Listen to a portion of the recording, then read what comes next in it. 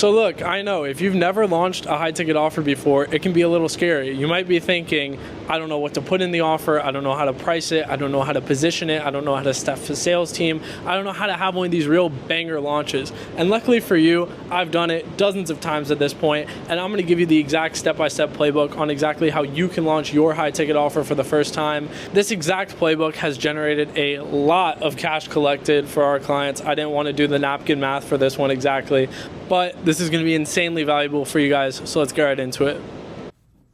What's going on, guys? So in this video, I want to give you our exact step-by-step playbook as to how we launch high ticket offers. So this is applicable whether you're launching a high ticket for the first time and you have a low ticket offer, if you've just never sold info before and this is your first time launching an offer, or anything like that. This is the tried and true playbook that we've used dozens of times at this point to help not only have launches that actually crush in terms of cash collected, but launches that also are done properly, are not like a massive mess in terms of fires popping up left and right, and they actually set your offer up for longevity and for success.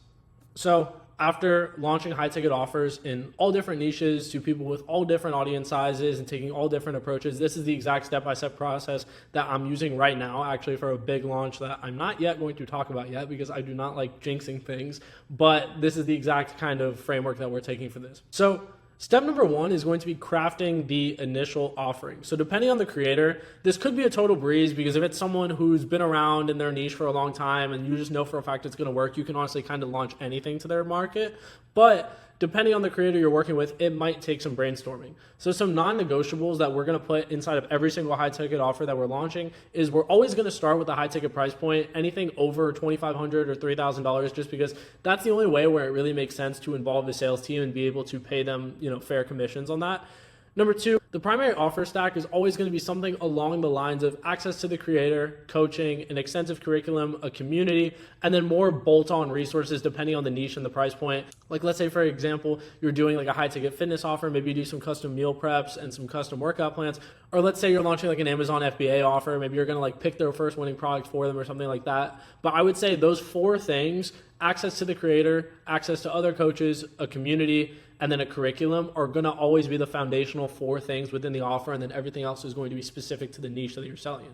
Number three is we're always going to start with the setter to closer model. So I'm always going to hire setters and closers when we're launching a new offer, just so that way we have bandwidth for everything and we can make sure we're hitting every base properly. So the part that might take some more brainstorming isn't necessarily the deliverables, it's more so around the positioning of the offer. Like for instance, who is the offer intended for? What's the main result and outcome of the program? Are we selling mass market or are we selling to a specific niche of people? These are the questions that you're probably gonna have to go back and forth with the creator with, obviously, because the creator knows their audience better than anyone else and better than you. The best offers really nail positioning, especially if you're in a saturated niche. That could very well be the difference in the offer doing really well on launch or having a mediocre launch. So like I said, typically the best way to find this is to probe the creator with questions like, when people reach out to you for help right now, who are they and what are they looking for? That's a really good way because typically if your creator has a big organic audience, they do have people reaching out to them on a regular basis, and you can almost use context from what people reach out asking for help about to craft the offer. The next thing is, who do you feel like you're best suited to help currently and what's the most valuable outcome you can get for them? That's going to help you figure out who your ICP is, which is obviously going to be super valuable with everything you do after this step. And then the third question is, what's your competitive moat against everyone else? What are you uniquely qualified to help people with? So essentially what we're trying to do is just, especially in a niche, like I said, that might be a little bit more saturated, we're trying to find an offer that's really going to come to market well. And essentially we don't want to have to pivot the offer down the line. Whenever possible, we want to have that first iteration of the offer kind of resonate well with the target market and obviously, sell well. But obviously we do have other steps in here afterwards in case that doesn't happen. And like I'm kind of alluding to, when in doubt, you can always tease the offering. So something that we like to do if we're kind of torn or the creator's on one side of things and we're on the other side of things is we'll have them essentially tease what we're thinking of offering. So the creator can even pull put out like a feeler story where you can just ask broadly on social media. But I don't necessarily recommend doing that because it's almost just like you're asking people like, hey, what do you want me to sell you? What I actually recommend more is if the creator has a low ticket community, you can almost kind of put out a little feeler within that low ticket community and start to say, hey, you know, I'm thinking of offering something a little bit more one-to-one or however you want to position it. This is what I'm thinking about in terms of what the program would look like. How many of you guys would be interested in something like that, depending on the price point, obviously, and what else would you guys like to see? When you can ask in an intimate community of people who have already bought from you and are probable to buy again, I think that gives you really good product market feedback, because obviously we want to be confident in the offer before we ever, you know, launch it anywhere. But yeah, those are a couple methods that you can use to either figure out the positioning of the offer or even just straight up ask the creator's audience about what the positioning should be, and then you can essentially just build the plane as you fly it. So step number 2 is going to be launching the beta offer. So typically what we're looking to do is we're trying to get that first boost of momentum by soft launching a beta group program. So this group is going to be let in for a slight discount compared to what we're intending to sell the flagship program at. And the value prop is that they're going to be getting the most intimate access to the creator because it's the tightest knit group. Obviously, you can have other fast action bonuses like, oh, everyone who gets into the beta group is going to get, you know, like extra calls, or they're going to get extra resources. But typically what we like to do is just let it be at a slight discount, which obviously they're only going to find that out on the sales call. And then we just like to position it as the most intimate access to the creator because this is the first time they're ever offering something. So there's actually a couple benefits to doing the beta offer instead of just launching straight away. So the first benefit is that it's allowing us to liquidate the highest intent pocket of buyers right away and get validation for the offer. A lot of what we talked about in step 1 is getting validation and kind of confirmation that this offer is being positioned properly to the market. Launching that beta group is going to give you like that 100% affirmation that it is right.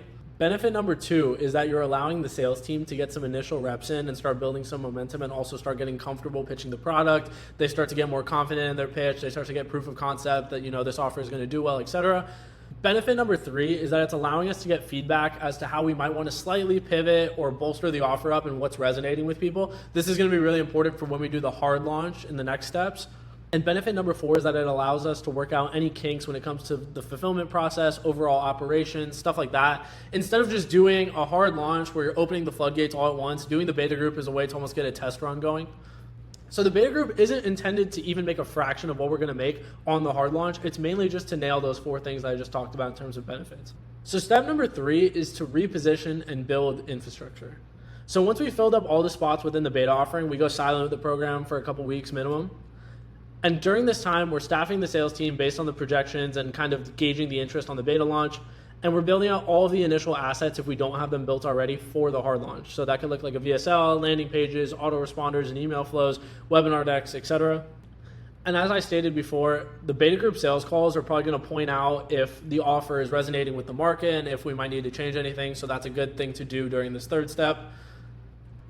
And then from there, once we've built out all the initial assets, we've staffed the sales team, and we feel good about the hard launch, we're just going to build full force for that hard launch day. We're going to build hype everywhere we can. And obviously, I can make a whole video about how to do this, but this one would be like 40 minutes long if I did that, so I'm going to leave it for a separate video. So step number 4 is the actual hard launch of the program. So this is going to be really where you try to open the floodgates and get a big launch going, especially if you're doing it with a creator that already has a big organic audience. So for this hard launch day, you want to pull all of your tricks out of your bag and you want to position all of your resources towards this launch day. So I'm talking YouTube videos, Instagram story posts for days and weeks leading up to it. You want to dial through all of the beta group applicants that didn't convert, etc. So if you're launching with a bigger creator and you did this process properly, lead flow is not really going to be an issue here. In fact, your main issue is probably going to be making sure that things don't break and managing the leads that you do have coming in. But if you're working with a smaller creator, you really want to point all of your resources towards this day and try and get one really big launch day. So the overall process of actually launching on this day is pretty simple. So you're building hype for X day at X time. So at that time, the call funnel is going to go live. All of your links are going to be visible everywhere. You're going to open up story CTAs with DM setters maybe a few hours after you launch. So that way if people have questions or they have little objections, those can get handled. And then if you have YouTube videos queued to go live, everything's going to go live all at some point during this day. So step number 5 is finding your second wind and potentially doing a live event. So after you've done step number 4, your sales team should hopefully be packed out. And just like with the beta group, on that initial hard launch, you're going to liquidate the next pocket of high intent and ready to go buyers.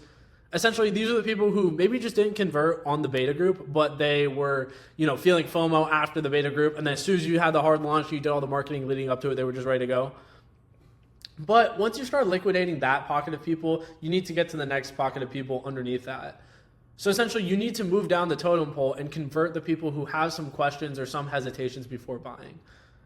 Typically, we'll plan to do a live event or a webinar around 7 to 10 days after the launch day, just to convert those people in a one-to-many setting. The reason why I say 7 to 10 days is typically just because your sales team is going to be packed out after that first initial hard launch, and the creator might not want to do another big push for something for at least a week or so. But the reason why this strategy typically works well is because you're still kind of riding the tailwind from the launch, and people have already been seeing and hearing a lot about the creator and the program, like very recently. Second is you can start to leverage how many people you've onboarded and any quick wins that might have happened from the beta group. So let's say, for example, you had 50 people join the program on the hard launch, and then, some of the people from the beta launch are already seeing results. You can start to leverage all of this during the live event. And then the third reason why this works pretty well is because that third pocket of buyers is still relatively high intent. So we still want to capitalize on them while the iron's hot, but we don't necessarily want to make them take the initiative of going and just self-booking a call. We want to have another kind of second wind, big thing that we're hyping up that we're going to try to convert them all at once. Another thing to mention is that you can tie a lot of urgency and scarcity into the webinar pitch. So for example, let's say, you do the beta launch, you do the hard launch, and then at the end when you're pitching on the live event, you can say, okay, tonight is the last night to get in on our founding group of members or whatever you want to call it, to be eligible for X price or X bonus. And right now, tonight is the last chance to book your call to get in before that cutoff. Again, that's something kind of additional that I would just recommend doing, but the whole point of this is that you're constantly building momentum for the offer. First, you start with the beta launch. Then while that's still top of mind, but you have some time to go and build out the sales team and the initial assets, you plan for the hard launch. And then right after the hard launch, you basically parlay everything into the live event. So step number 6 is kind of when you get to come down to, real life again. And it's kind of setting up the offer for longevity and for sustained success. So after the live event, you're probably going to see a pretty big slowdown when it comes to sales, just because, especially if you're only organic, you've kind of just ran 2 really big liquidation events basically in the same couple week window. During this time though, it's good to go back and find any bottlenecks from the initial launch, whether that's on the marketing or the sales side, what worked and what didn't work during the launch. And also you can start thinking about how to position the offer once it turns evergreen. So at this point, you should have more than enough data and feedback. You've already done the beta launch, the hard launch, and the live event and taken all those sales calls that came from all 3 of those things. So at this point is where you really dial in on your evergreen approach. So whether that's a call funnel, DM funnel, monthly webinars, whatever you're planning on doing, and start to optimize everything from a marketing and sales perspective. Another thing to mention is you want to put a big focus on the sales team and being sure their standards are high, just because they might have made some really easy money during this launch, but you want to really get them into the train of thought that it's not always going to be that easy, and they're going to have to actually show up and do their best on a daily basis, even when volume isn't as high. So then step number 7 is just to amplify and add new conversion mechanisms. So once you've dialed in everything on the marketing front and you've gotten into a groove with the sales team and the creators posting consistent evergreen content and finding traction with getting sales, it's time to pour more fuel back into the fire. This is typically around 30 days post-launch, I would say, when you've kind of gotten through the entire launch, you've made any adjustments you need to make, and then you're kind of preparing to run it as more of an evergreen offer. At this point, you might want to start looking into supplementing your lead flow with paid ads. Obviously, if you've already done well on the marketing front and your sales team already has gotten a bunch of reps in, that's going to make it so much easier. And then also new conversion mechanisms. So whether that's webinars, challenges, DM funnels, anything like that. But obviously all of that stuff will be in later videos. This video is just about how to properly execute a launch without it being a complete mess. So I hope that you guys enjoyed this. I hope that you found it valuable. Let me know if you guys have any other questions or anything else you'd like to be covered, and I look forward to seeing you on the next one.